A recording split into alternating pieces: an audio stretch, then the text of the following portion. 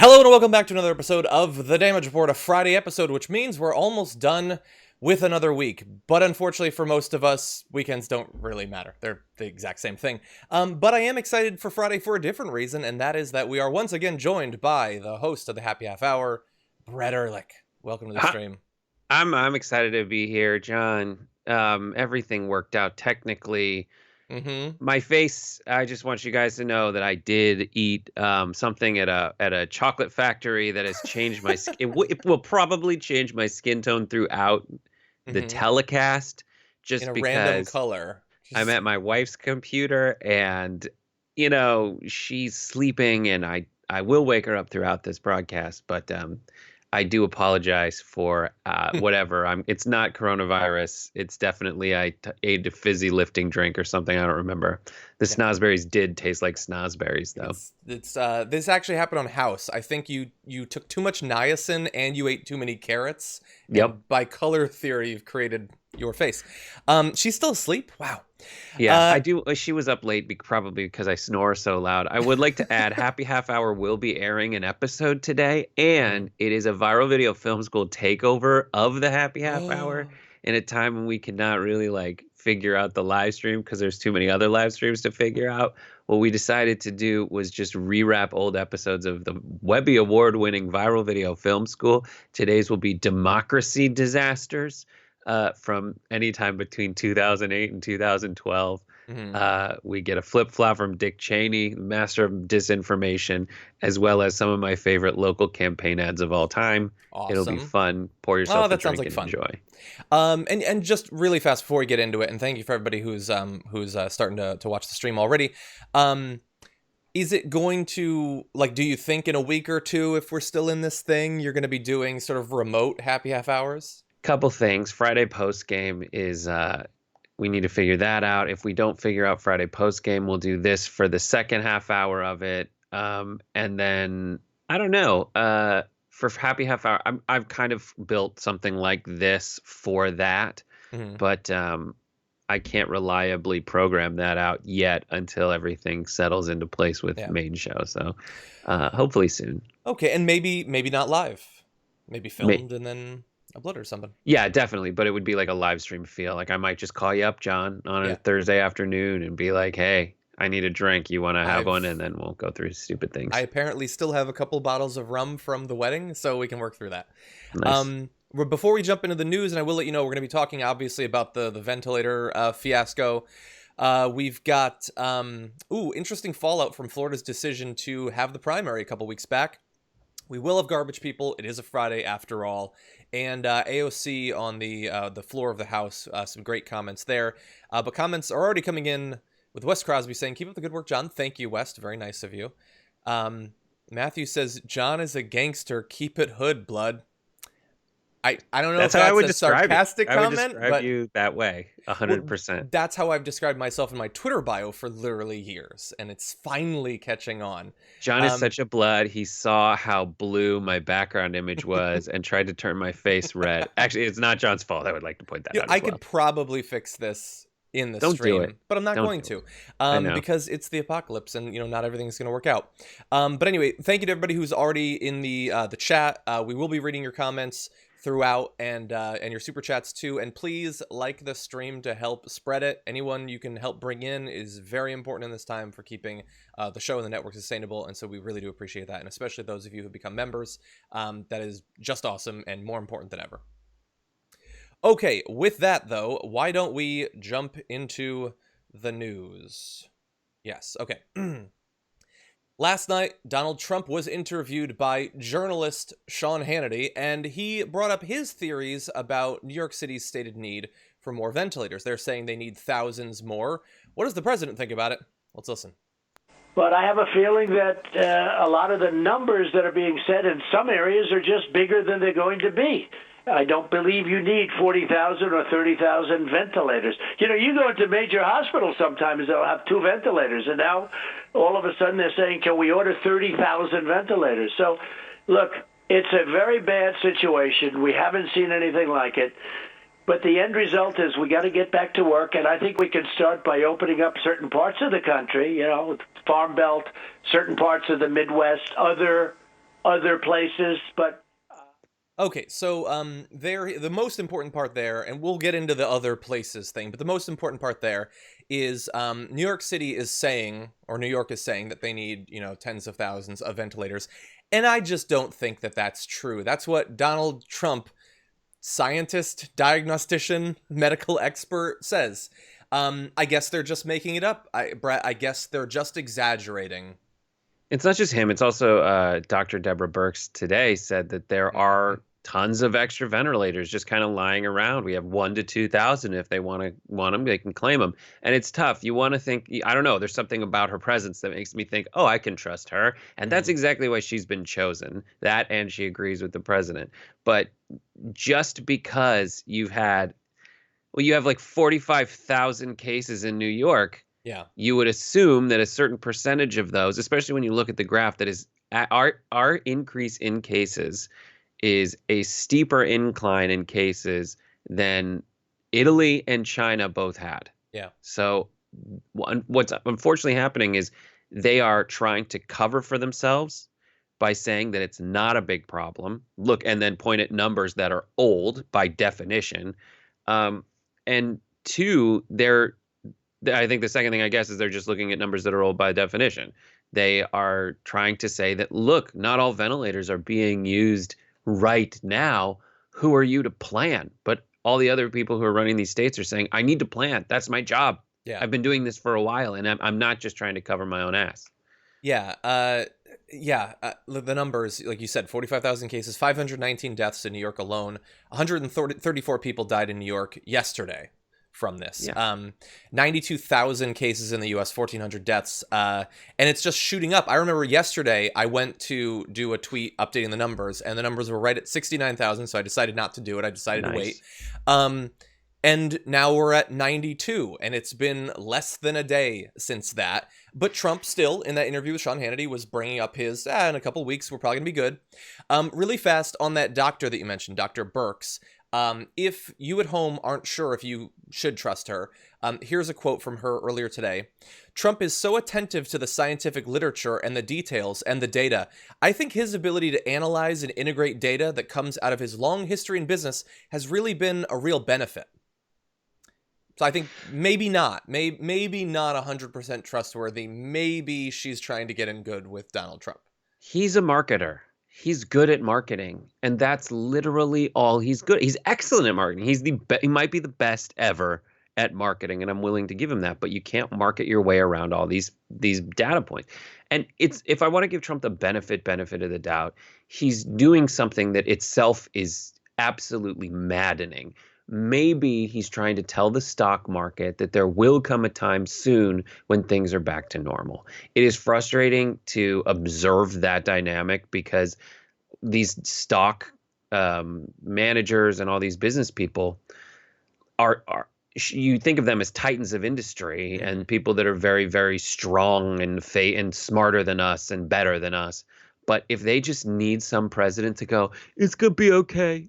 It's going to be okay. That itself is absolutely terrifying. But maybe that's what he's doing. But they need to take a step back and look at what the effect of his decisions would be. If he's sending certain parts of the country back, it's not like those parts of the country are absolutely quarantined from other parts of the country. Exactly. It might be that they're under-tested and more people in those regions have it than anyone knows, but they haven't gotten the testing on time to really identify the problem. And if you're sending everyone by Easter back into churches to all drink from the same cup of the blood of Christ, mouth to mouth, unless Jesus's blood is ever clear and 160 proof, more people are going to get sick. Yeah. I don't think they do it mouth to mouth directly. Well, it's not mouth to mouth, but like I went to Catholic school. It's just like, hey, it's weird. My wife has wine from last night on her desk. It's like, hey. That smells is not terrible, but it's like, hey, and then someone takes the thing and then they drink and then they wipe the glass with a cloth and give it to the next person. Not a good call, not sanitary. Let's go to a little bit more of Donald Trump from last night, more on the need for New York and other states saying that they need more ventilators and they need them soon. And I get along with most of the governors. I don't like it, though, when some governors, I mentioned two of them, But some of these governors, they take, and then they complain. They take, and you do a great job. You build them a hospital. You do other than they're always complaining. So I don't like that. But yeah, so there have been a lot of, like, every day there's a quote where I say, nope, that's it. That one quote, you can't be president if you say that. That thing that I just played for you. We're in the middle of a pandemic. We're gonna shoot past 100,000 cases today. Maybe we'll hit 2,000 deaths within a full day. And he said they take when he sent New York 400 ventilators, apparently. And then they complain about it. They're just whining. I built him a hospital. What more do they want? Probably they want to not have 40, 50, 60,000 cases of coronavirus in the country simultaneously, or in their state. Probably incredibly worried about the number of people that are dying. What would you want out of your governor? If you were, let's say, like, if you're a Trump supporter, you live in Alabama, you want your governor to take it seriously, right? Like, if he thought he needed X number of ventilators, should he advocate to get X?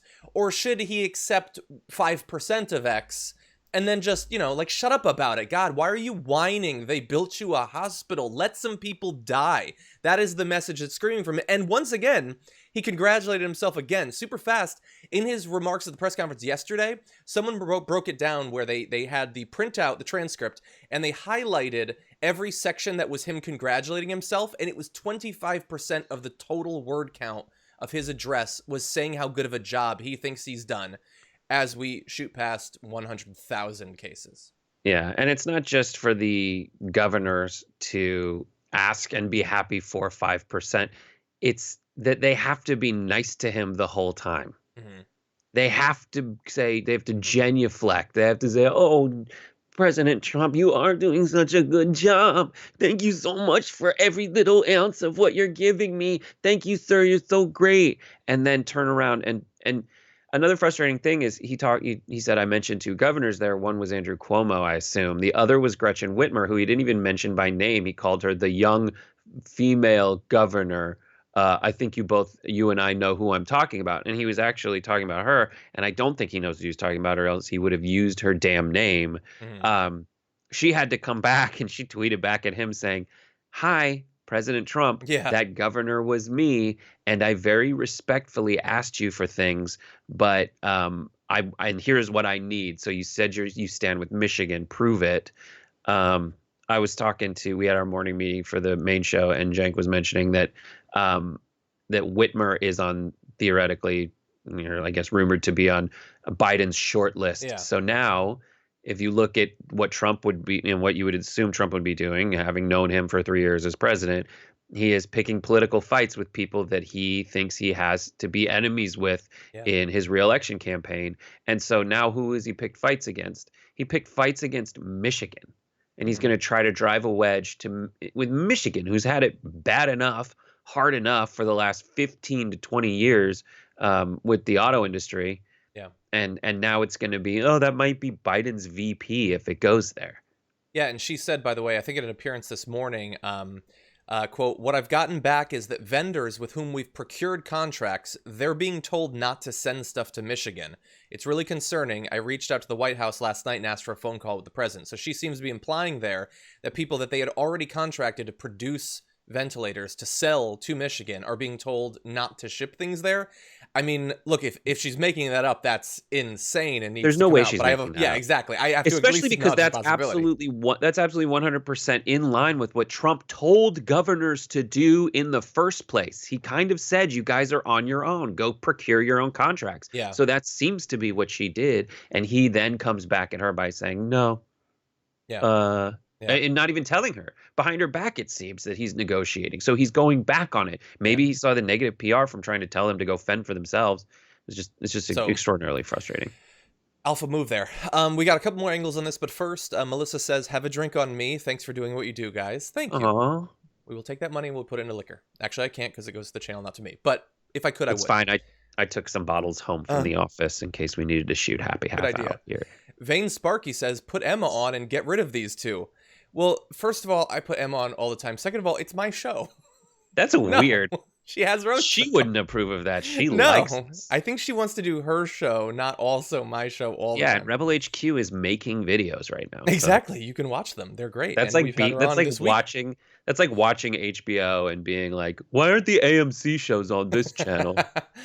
F. Harvey says, shout out to all the TYT crew. Stay safe home, keeping us sane mentally. Thank you.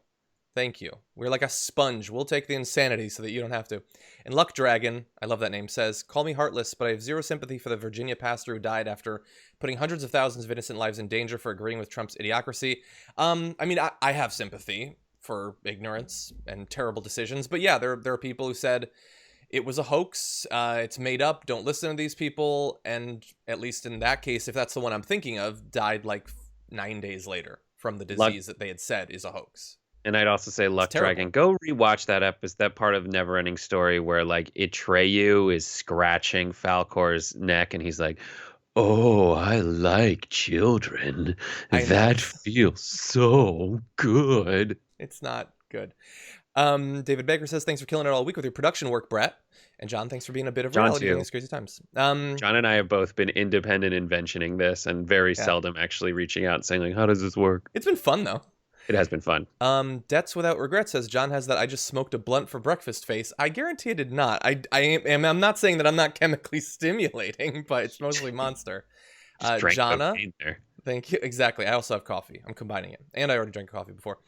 Carson says, upside to social distancing and being out of work, being able to watch TYT and TDR live every day. Thanks for keeping me sane. Hey, hooray for small miracles. Thank you, Carson.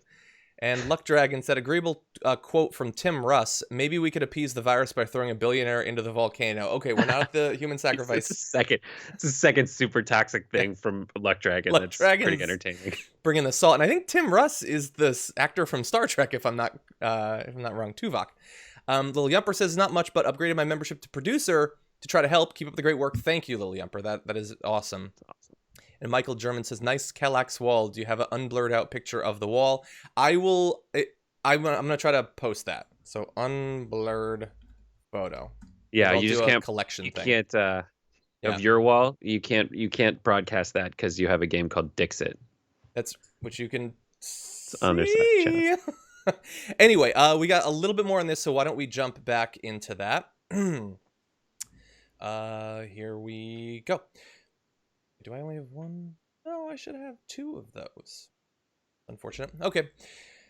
Fox and Friends apparently not bothered by the back and forth between Donald Trump and governors like Cuomo and Whitmer over the number of ventilators that they need last night. Donald Trump implying that they're either wrong or lying about their need. But Geraldo thinks that they should just be happy with what they get.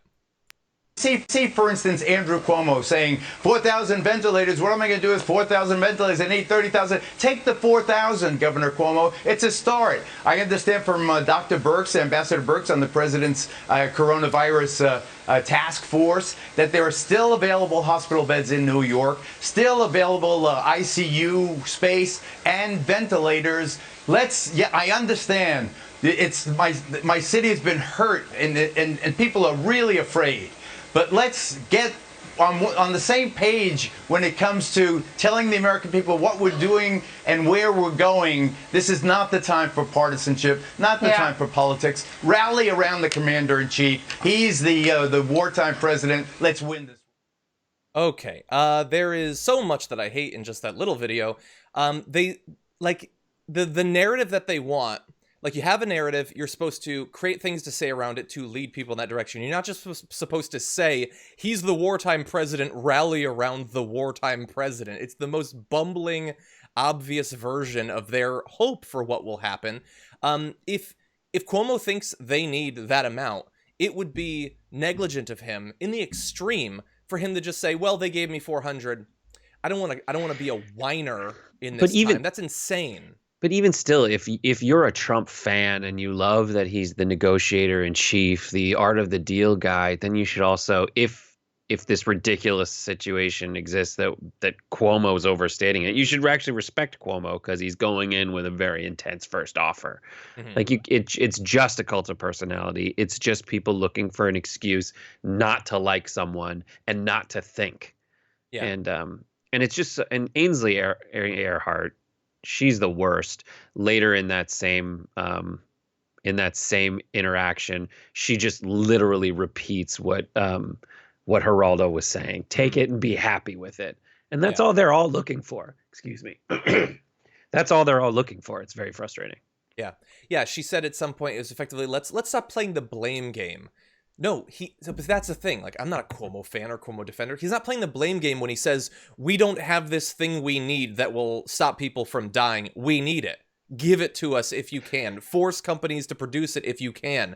All of that. Obviously, like the idea that, yeah, they've just got thousands sitting around and he doesn't care to get them is insane. They just rolled out yesterday. They're going to be trying to split so each ventilator can work for 2 people. Who thinks that they're doing that just for the fun of it so that they don't have to, like, unpack thousands of ventilators that they have? They're prepping for an insane increase in the numbers. They want to keep as many people alive as possible. And this is one of those things where we've been criticizing the months of delay. This is one of those ones where I feel more sick because I feel like I'm standing like on the edge of a cliff looking out at what's going to happen. We know what's going to happen in a few days or in a week or in 2 weeks. They're trying to get prepared for it and they're being attacked. And in a couple of weeks, if thousands of people die across New York City, Trump is going to be criticizing them. He's going to find something to attack them for why they weren't prepared when he is passing the buck in real time right now. Yeah, the goal of Fox News is to separate people from reality and make them feel comfortable inside their own bubble. Unfortunately, with coronavirus, that kills people. That's it. Yeah. And they can't get their way away. They can't navigate their way away from reality and magically like inoculate folks. Yeah. It's very frustrating. It's like this is the moment that hypothetically some of them could have exercised a bit of rational, independent thought. That like Geraldo, who's criticized Trump before, no, it's just he's the wartime president. Whatever he says goes. Doesn't matter if he's lying. That's not a bad instinct to have. Like there's not a it's not in itself a bad instinct to say, listen, we're all undergoing a crisis. We need to rally together. That's a good thing. And you know what? People do that naturally anyway. Most people in an easily identifiable crisis will rally around and you'll see a bump for the leader, whoever it is, because people just need to be led. Some of them feel like they're doing their part by supporting the person in charge and putting what they might label their petty grievances aside. Unfortunately, in this situation, and that's already happening, but you can't just blindly do that if the leader is an idiot. And the leader in this case is Donald Trump, who we've learned for many years is an idiot. Mm-hmm. An idiot and a liar and incompetent. All of these things that you should never have in one of your leaders, but in a time of an emergency like this, it's even worse. Luck Dragon said, by the way, sorry for being salty. I'm just sick of being stuck on lockdown. I know, I get it, man. I love it. It's entertaining. Yeah. I think we all understand you don't actually want to throw people into volcanoes. Yes. I think that goes, we're playing when we say that you think that. But. Yeah, we're not at this is Spartaing people into a caldera just yet. Geraldo looks like a knockoff Teddy Roosevelt, Liamper said. The Herald says, please look into reporting that critically ill elders are having their respirators removed and given to younger patients in Spain. They are being left to die. If this is true, please help. So there's a report. Apparently, it's not actually in effect yet, but there was a write-up for one hospital, I forget exactly where it was, about how they're going to triage ventilators. It was initially leaked as this is what they're doing right now. Apparently, they've written it up for what might come. But yeah, I don't doubt that in some of the countries that are like per capita even harder hit already, that they will be making those sorts of decisions. It's a scarce resource. They don't have enough. In our country, we're not doing what's necessary to get enough. And so at some point, you are going to be having to choose who gets it. Yeah. Okay, one more section on this. One of the things that we need the most, obviously, is ventilators. Donald Trump has repeatedly said, I'm not going to obligate companies to produce it. I'm not going to use the sort of war powers that hypothetically we could use. And he's effectively said that it's on the governors to procure them when they've been saying, no, we need your help to do that as well. Some states simply can't do it or they don't have the logistics to manage it. And now we find out that he's in some ways sort of getting in front of, in between the government and its plan to buy some of these. Take a look at this. The New York Times reported last Thursday that the Trump administration abruptly canceled its planned announcement of an agreement with General Motors and Ventec Life Systems that would allow for the production of as many as 80,000 desperately needed ventilators to respond to an escalating pandemic. According to Jake Johnson of Common Dreams, one of the primary reasons for the White House's decision to cancel the announcement, according to the Times, was the supposedly prohibitive price tag. That price tag, $1 billion, or 0.05% of the stimulus that was just passed. Right, when this is really high, though. Yeah, when this is the primary way in which people are treated for the disease that's causing the whole damn thing. Mm-hmm. Like, that's the one thing folks say that they need. Is it worth $1 billion? Really? $1 billion? Is it worth it to save, tens of thousands of lives? It's insane. Yeah. It's insane. I mean, this is what we need, and these are the tough decisions that we need to make, and they need to be made now. And this is a solution. This is a solution. Provide it. Yeah.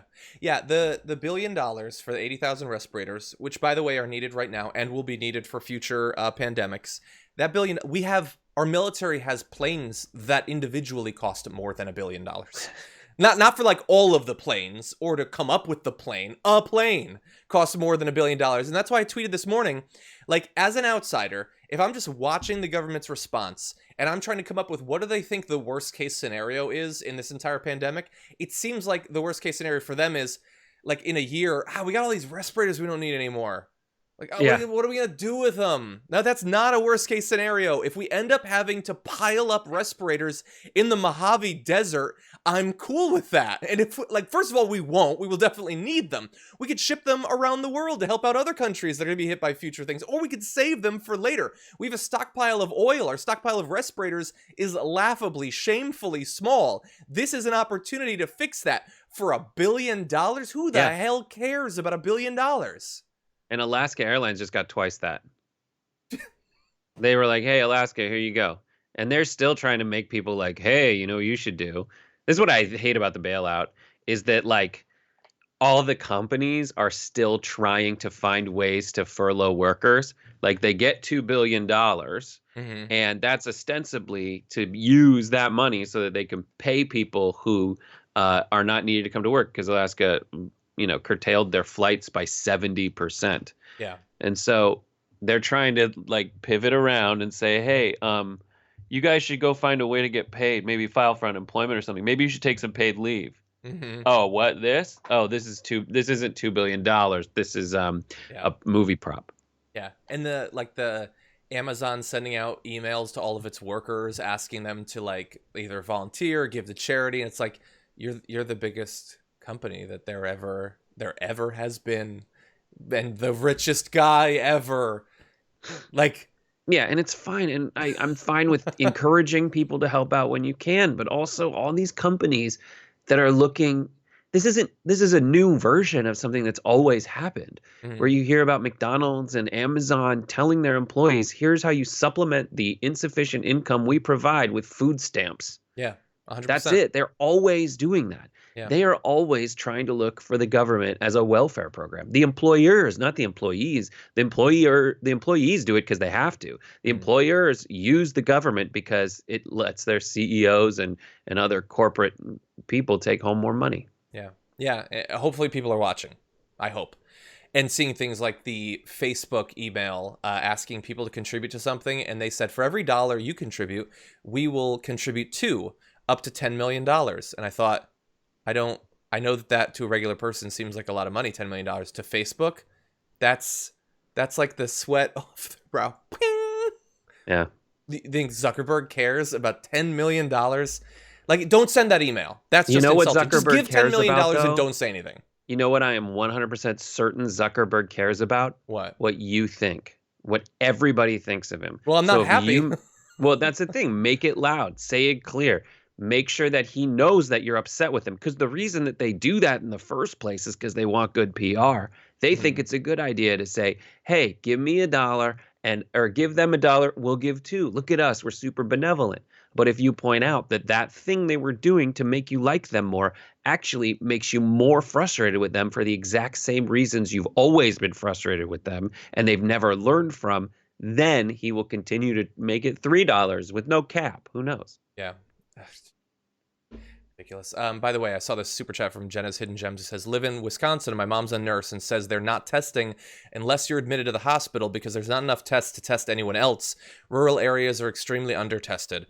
And that's why we keep saying over and over, we're reading like the numbers of cases. That is not the number of people that have it. That's the number of people that have been tested and have it. And we have no idea how many people actually have it. And that's not in a vacuum. Like Trump himself said, maybe the interstates, the states in the middle, those are the Midwest and other areas are things we can reopen soon. Well, not till you test them on the same level that people are getting tested in other parts of the country. Yeah. Moon, thank you for your super chat as well. Okay, let's switch things up for just a second. Oh, I also wanted to let you know, Brett, we're seeing comments that you're looking very pretty today. Did you do something different with your beard? Oh, no, I wrote that in your production document. I wondered if that was I if that was Angel. I couldn't tell. No, that's not Angel. That's Angel enjoying how stupid I am, probably, but or not, or being like, Brett, don't muddy up this production document. I knew that I shouldn't play along, and yet I did. Okay. Apparently, by the way, the House has passed the bill. It's going to go to Trump, and supposedly he is likely to sign it, considering the number of tweets he sent at Republican Congressman Massey, who looked like he was going to try to slow the entire thing down. So there's that. I mean, if you haven't already, watch our videos, including yesterday. We did an interview with Aaron Glantz, a reporter, to break down some of what's included in that bill. That's up on the YouTube channel right now. There's stuff in it that's good, especially because of the efforts of people like Bernie Sanders, but there are some just disastrous, like, it feels like I wasn't nearly as tapped into politics when the Patriot Act passed, but it feels a little bit like, oh God, we're going to be dealing with some of this stuff for a very long time. And there was no discussion. Like, the bigger the bill, the quieter the conversation. Oh, stick around for garbage people, because I'm going to point out some of the pork that made its way into this bill that is absolutely stupid. Okay. And with that, why don't we jump? You know what? I just want to mention this, maybe to the editors. Maybe you can add this on to the previous thing. So Trump sent this tweet. General Motors must immediately open their stupidly abandoned Lordstown plant in Ohio, or some other plant, and start making ventilators now. Ford, get going on ventilators fast. And yeah, so that's fine. Okay, it's weird to put it that way, but yes, I wanted to put pressure on them. But so there's a few issues with it. So one is he could obligate them to do it. He's not going to do that. So understand that. Two, he had a deal to buy ventilators from them. They're apparently at least pausing on that, if not punting on it. Three, he's apparently putting pressure on some companies, perhaps GM, to not sell ventilators to Michigan when they're needed most. One of the biggest issues, though, and file this under there's always a tweet. So he just said they stupidly abandoned their Lordstown plant in Ohio. Well, back on May 8th, 2019, he tweeted this. I don't have the picture, but it's there. Great news for Ohio. Just spoke to Mary Barra, CEO of General Motors, who informed me that, subject to a UAW agreement, GM will be selling their beautiful Lordstown plant to Workhouse, where they plan to build electric trucks. GM will also be spending blah, blah, blah. And he's like, they're going to make so many jobs, and just awesome. Congratulations. A year later, you are so stupid to do that. So stupid. And in a follow-up tweet today, he attacked Mary B. It's always awful with Mary B. when last year he was complimenting her for her amazing decision to close down that plant. He is a child on record over and over again being the worst. Believe him when he says he's the worst. Exactly. Okay, let's entirely mix things up. Not too many weeks ago, we had the Florida primary. That was on a day where multiple states decided to go forward with primary voting, despite the fact that we already had a lot of reason to worry that people would become infected with coronavirus, perhaps spread it to other people. Some states shut it down, others went forward, and tragically, the DNC, multiple governors, Tom Perez, were perfectly fine with that. And we said at the time, you can go watch the videos, people are going to get sick as a result of this. We may never know exactly who, but it's going to be out there. And we were just a little bit wrong. Because we do know who, apparently. There were 2 poll workers who spent Florida's primary day at precincts in the city of Hollywood have tested positive for coronavirus, according to the Broward County Supervisor of Elections yesterday. Steve Vancore, a spokesman, said, "We just don't know, did they contract it after or before? That's between them and their physician. It's just something that can't be known, at least not to us. We just felt it was important to notify the public and, of course, their fellow poll workers who were there." So we're going to have more details on who they might have interacted with. But these are just the first to be identified, have tested positive for coronavirus. Yeah. Can you hear me? I almost turned off my microphone. I can hear you. Okay, good. I would like to see the CDC like go work back and like try to figure out where all this came from. Like, where did okay, so we got 2 people who tested positive. Let's see if we have many possibilities. One of the possibilities is the safe way, but I'm not sure about that. The other possibility is the day we force them to be around everyone in the community. Mm-hmm. Like, I'm pretty sure that's what happened. Yeah. Is you can trace it back, and it's not like people didn't tell you. And imagine, okay, this might seem unthinkable. Imagine, what if they'd postponed Florida? Okay? How much worse off would we be right now, really, honestly? Would anyone care? Well, presumably the people who've gotten it. But would anyone, like, would their lives be worse because they weren't able to vote in Florida and, a couple of other places 2 weeks ago? Like, no, we would have the vote in a month. Hopefully we have more knowledge, at least, of what's going on right now. We could have set up remote voting, mail-in voting, that sort of thing. It was an insane, cruel, reckless, heartless decision.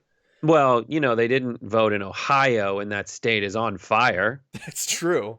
I mean, everyone's who loves talking Ohio about it now? Everyone's like, oh my God, Ohio really put the brakes on the electoral process in America. What are we going to do? That's our number 1 priority right now, is that stuff. Yeah. So stupid. Can I give you some more details on the workers? So that spokesman Vancore said the infected worker at the Martin Luther King Community Center was a greeter and would not have been required to come into near proximity or contact with any of the 204 voters who cast ballots at the precinct on Election Day. That person was and remains asymptomatic. The worker at David Park Community Center, though, was checking in voters and likely would have handled some driver's license for the 61 voters who showed up throughout the day. The worker is showing symptoms, said Vancore, who in the days ahead of the primary told reporters that poll workers were told to stay home if they were showing any symptoms of illness. He also said, "We do not know if he was wearing gloves at the time."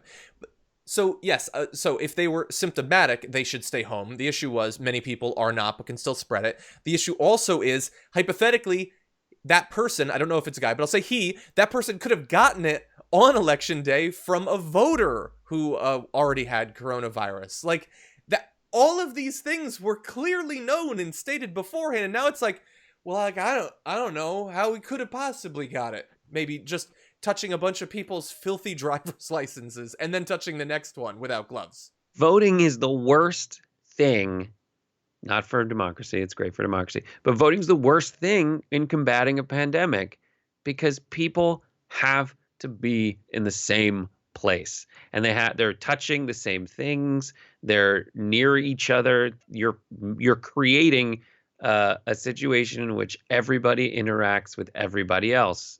It is stupid to have done this, and folks are no doubt suffering the consequences. Yeah. There's a press release, finally, from one of the offices saying that any of the thousands of people who voted at locations where the workers were present, quote, may wish to take appropriate steps and seek medical advice. Yeah, they should.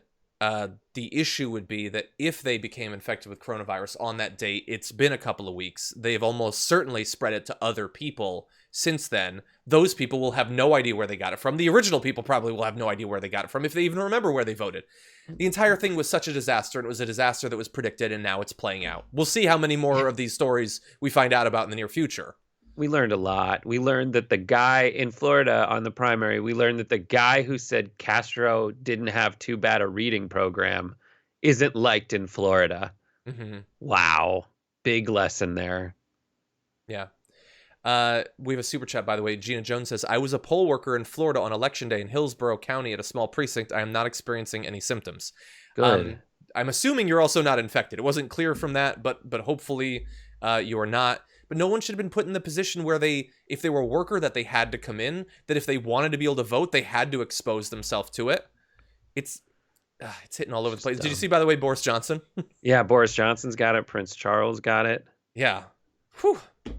And so, I mean, look, some of our elected representatives as well. And it could go. He's the first world leader, although world leaders' wives have gotten it before. God, so many stupid people. Skatari says, successfully converted my boomer mother. Instead of watching The View, she was glued to my phone watching TDR instead. To Skatari's boomer mother, hey, welcome to the show. Thank you for watching. Per says, he have the Don disease. First symptom is turn orange. See, we need a little bit of levity. Okay. With that, why don't we press on? Let me see if I've got this, and I do. Breaking news, the House has passed the stimulus bill, and probably by the time you see this, it will be signed into law. But before it passed in the House, Representative Alexandria Ocasio-Cortez took to the floor of the House to bring up some of her major issues with the legislation. I represent one of the hardest hit communities in the hardest hit city in this country, Queens, New York. 13 dead in a night in Elmhurst Hospital alone. Our community's reality is this country's future if we don't do anything. Hospital workers do not have protective equipment. We don't have the necessary ventilators, but we have to go into this vote eyes wide open. What did the Senate majority fight for? One of the largest corporate bailouts with as few strings as possible in American history. Shameful. The greed of that fight is wrong for crumbs, for our families. And the option that we have is to either let them suffer with nothing or to allow this greed and billions of dollars, which will be leveraged into trillions of dollars, to contribute to the largest income inequality gap in our future. There should be shame about what was fought for in this bill and the choices that we have to make. Gentlelady's time's expired. And I yield. Gentleman from Maryland Reserve. So, look, she was expressing many of the same concerns that we've talked about throughout this week. And by the way, I've seen a lot of people spreading this video on social media. The reaction has been predictable. The sexist attacks against her, how dare she talk like that. And then, like, people pointing out, hey, Bernie Sanders voted for it. Like, you moron. She just said in the video the horrible choice that's being forced on people by this bill. If Bernie had voted against it, how do you think that would be portrayed in the media right now? If he felt like we needed a version of this that didn't have that massive multi-trillion-dollar slush fund for corporations that the perhaps the most amoral, corrupt person in the country is going to be in charge of, how would they have presented that to the people? And then look at the other side. It's like Lindsey Graham's complaints are that people who are on unemployment might make slightly more money by taking unemployment than by taking a job that forces them to like expose themselves to coronavirus. Mm-hmm. Like, that's it. Meanwhile, this is a giant giveaway to corporations, some of which were like, oh, if you need a check on it, sorry, I'm not going to take the money. Mm-hmm. Boeing did that. If you're going to take some kind of stake in what I do with it, sorry, I don't actually need it. Like, what an insane way to be. All the people who need the money, who are going to get those unemployment checks, definitely need it. They're unemployed. Yeah. Yeah, like the people who might temporarily make a little bit more money for a couple of months, they're hunkered down, unable to really leave their house and worried about getting coronavirus. And by the way, these people probably far more likely to not have insurance. And so they might be facing God knows how much in medical expenses in the very near future. God forbid they end up with a couple of $100 more per month. And Bernie Sanders had some great commentary on that in advance of the Senate vote. But look, I'm glad that we have representatives like AOC, like saying what we're thinking, but in the halls of government.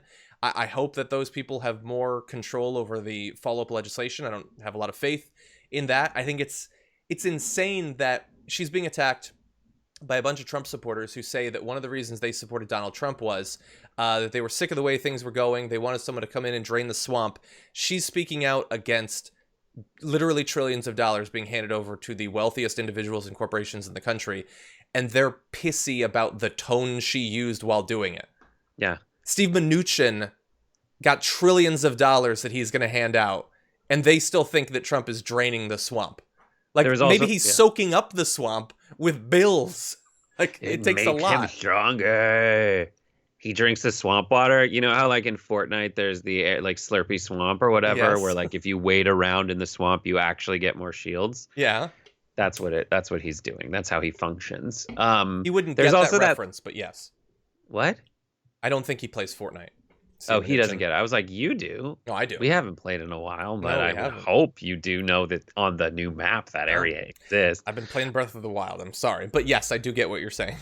I don't even get that reference. Anyways, Zelda. But there's also like a carve out for people exactly like Jared Kushner and Donald Trump in terms of creating a tax haven for people who own real estate developments.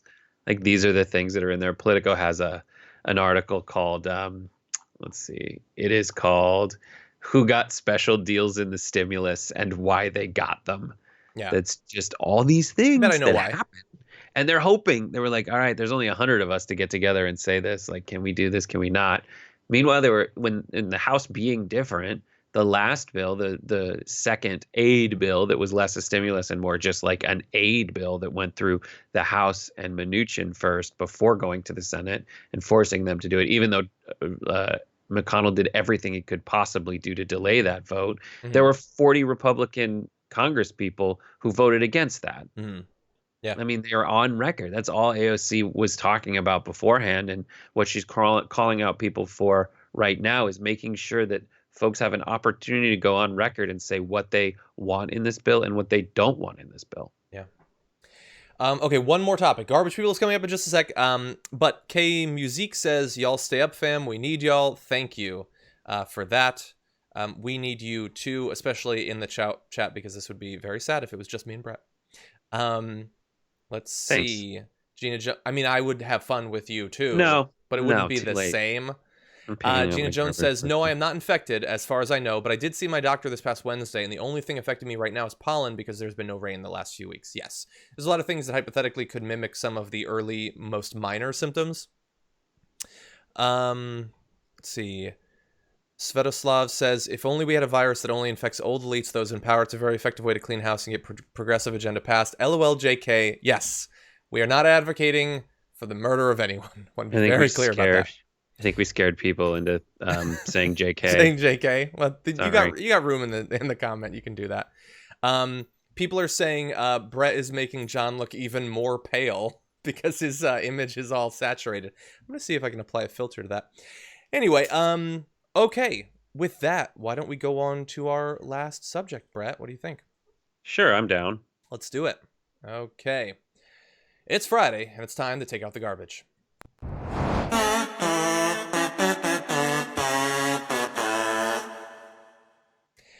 Okay, Brett, it's that time. I don't know about you. Do you have your garbage? I have my garbage. I don't. I mean, I have a trash can back here, but I'm like embarrassed that like there's so much crinkly plastic in it. Take out the liner. I've got like a toner thing. No, it's that way it's easier to dump out. Don't liner shame me. I'm gonna make some crinkle sounds just to prep. Okay, that's a garbage. Okay, so we didn't talk about who would go first, so why don't you go first this time? I just had to get rid of some of the Jake. You're gonna hear it uncrinkle. You made this happen. It sounds like there's popcorn. It's okay, don't worry. So stop it, J. Crew bag. Oh my God, J. Crew. Who's your garbage person, Brett? This is a Jake. It is gonna be a lot. All right, no, it's Mitch McConnell. Mitchy McC is my garbage person of the week because nestled into this stimulus bill that he's trying to shame Democrats into submission on, that he wanted to get away with a slush fund. Not only did it originally have an unchecked slush fund in it, but now the version that he passed has a special exemption. I'm not making this up, for sunscreen manufactured in Kentucky. So why would he have any special interest in sunscreen manufactured Well, everyone does say that it's the sunscreen capital of the world. According to Politico, one of the strangest provisions is sunscreen provision for the FDA to approve innovative sunscreens that happen to be made in Florence, Kentucky by L'Oreal appeared in the bill, which was steered in the Senate by Majority Leader Mitch McConnell of Kentucky. It's amazing that he's trying to convince Democrats or everyone that the Democrats are like, they're trying to drag their feet on this and they don't want to help Americans. This D-bag is like maybe I can make it so that L'Oreal can do more animal testing before they move on with their sunscreen. Yeah. And it's like, and John, you want to hear my joke on this? What's that? SPF, more like SPWTF. Pretty good. More like WTF. Mine John, was quicker. stop rewriting my jokes. Mine was quicker, you know? I know. I'd spent a long time being like SPWTF. It's very good. Thank you. It doesn't read. It's hard to do. It works. Yeah, no, he's awful. You do now have to put your phone in your garbage, unfortunately. Oh, by the way, everybody, I know that this doesn't go in the regular garbage. I don't want to leave it out. I'm going to sort it eventually. But thank you for your environmentalism, which, by the way, EPA apparently not enforcing environmental regulations thanks to coronavirus. I thought that would be the top story today. Yeah, I thought about it. It's just there's so much every single day. Okay, so very much enjoyed yours. Let's transition to mine. Mine is gonna be it's this individual. I don't know if you know who this is, but you're about to. Take a look at this. Yeah, that's an individual in a store licking all the deodorants. That'll show people who are concerned about shopping and getting coronavirus and they're staying inside because they're desperately afraid that they or their family is going to get sick. So this is the individual who did that. He's been identified. He's going to go in the trash here. But it's not really that one person that's the issue. It's how many people are doing something like that. So let me give you a couple. There was him in Walmart. He licked all the deodorants. There was a doctor in Storrs, Connecticut, where I went to college, purposefully coughed on patients as a joke. A doctor did that. An Amazon delivery driver was caught on video spitting on a package that he just delivered. And a woman in Pennsylvania in a supermarket purposefully coughed on a bunch of food that then had to be thrown away. It was $35,000 worth of food that she coughed on as a joke. And you've probably seen people joking about it on planes recently. All of these people, like, we're hoping that people will get together so much that they will run errands for older people in their area, help to reach out to make sure that people don't feel completely isolated during this, that maybe some of them, if they can sew, that they'll sew masks to help nurses who desperately need it. That's up here. We can't even get people to just sit here. Instead, they descend all the way down to, this is an opportunity for comedy. I'm going to start licking stuff, start coughing on stuff. We truly are the worst species. Don't you get it? It's fun because people are in danger. Because people are scared. Like, I get it. I get you want some kind of comic relief. This is not funny. This is not funny. This is mean terribleness. This is you doing something so that you can go, I'm the best. Yeah. But no, you're not. You're the worst. Yeah, and someone in the chat is pointing out that he was arrested for terroristic threats. I thought I had read something like that. But yeah, he's going to be in some trouble. And all so that he could get some more, I don't know, what are followers on TikTok calls? More talkers? More ticks? Tickies. I don't know, more tickies? More ticks. I don't know if it was on TikTok, but it's just more Lyme all disease, people, I think is what they're called. Probably. And there was the woman who licked the toilet seat, the toilet seat in a plane or whatever that now has coronavirus. The people going to coronavirus parties and getting coronavirus. There's the hundreds of bars in New York City that are still apparently open, even though they're supposed to be shut down. All of these people that are going to undercut any reasonable effort to protect people from coronavirus. Like, as always, with the human species, we're trying to move that train of progress along, and there's going to be some percentage of the population holding onto the back and digging in their heels and trying to slow it down. And it's really frustrating in a time like this. They got a death wish. It's like a very real thing where people are like, I don't know. Life is chaos. I want to do terrible things. And yeah, I don't know. It's what is it going to take for it to really sink into people that this is a real thing? I don't know. 1,000 deaths didn't do it. Maybe 10. Maybe 100. Maybe that'll do it. But it's like some there's people that just want to see Eddie the world Izzard burn. thing. It's like the Eddie Izzard thing. He's like, it isn't impressive until it's a lot of people, and once the more people it gets, it's almost like, wow. What are you like? It should be way worse. It should be 1,000 deaths should be 1,000 times worse in your head than one death. But it's actually in the news. It's not like that. You can focus on one death, and that can be tragic because then you get to learn like the specifics of it. But like, I guess his line is about Pol Pot killed 100,000 people. Wow, he must get up very early in the morning. Yeah. Like it's coronavirus. It's like, that's a statistic now. It's not any people. Yeah, I'm hoping that at some point it'll reach a number where it'll wake people up, but eventually, if it moves far past that, it'll just be a statistic. I mean, you already have people like Candace Owens saying like, oh yeah, 1,000 people have died or whatever. Do you know how many people die around the world every day? It's like, man, the pro-life movement didn't know that it'd be coming to this. Right. Also, like, Chewbacca is a Wookiee. Like, okay. If Chewbacca is a Wookiee, you must have quit, I guess. Yeah. Anyway, Brett, thank you so much for joining me. That was a lot of fun. And you know what? It would have been fun even if none of these 49. So you didn't say that earlier. People. You changed. No, I changed my mind.